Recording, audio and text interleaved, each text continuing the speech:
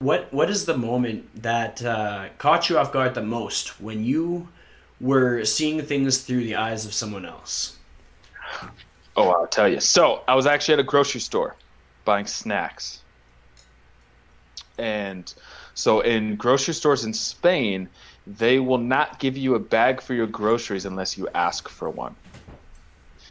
And so I was in this grocery store with my girlfriend. We were buying some snacks, and so I understand a little bit of Spanish. I took it in university. I can get by, but I also am not that great at it. So it was a struggle at points to understand what people were saying to me.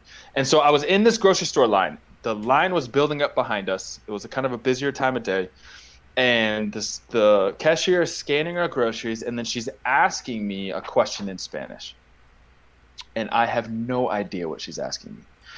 I'm standing there for what feels like an eternity, but in reality, it was probably about 60 seconds, 60 to 90 seconds, trying to figure out what it is she's asking me. And during this moment, I realized that the line continues to build behind us, and people are getting visually agitated at the fact that I can't answer this question. And so she was asking me if I wanted a bag for my food. And I had no idea what she was saying. And the people were getting so agitated behind us that I couldn't answer such a simple question. And so for me, I felt dumb. I felt embarrassed. I felt bad for holding up the line. I felt bad that I couldn't answer what I assumed was a simple question, and yet I didn't know what she was saying. And it made me realize and think back again, in Ann Arbor and in a lot of places in the US, and I'm sure throughout Canada as well, where the diversity is higher, there are people who live here who don't speak English that well. And I've seen it time and time again where I've been in a grocery store, I've been in line, having worked in a grocery store, I saw this a lot too, where the same thing happens. The cashier is asking the person in English if they want a bag for their groceries, and they have no idea what they're saying. And just seeing how I know here how people get annoyed, how maybe even at one point in time I've gotten annoyed at the fact that they're holding me up and I can't, go as fast as I'd like to go because they don't understand what's being said.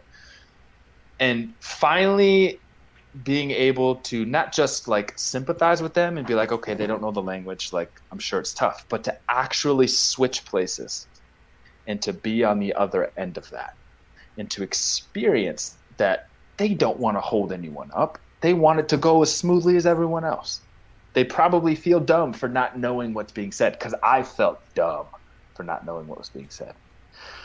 And so I think that understanding I was able to bring home with me to give myself more patience and more compassion, and to really be able to empathize with what people like that in the States feel when they don't know what's being said to them.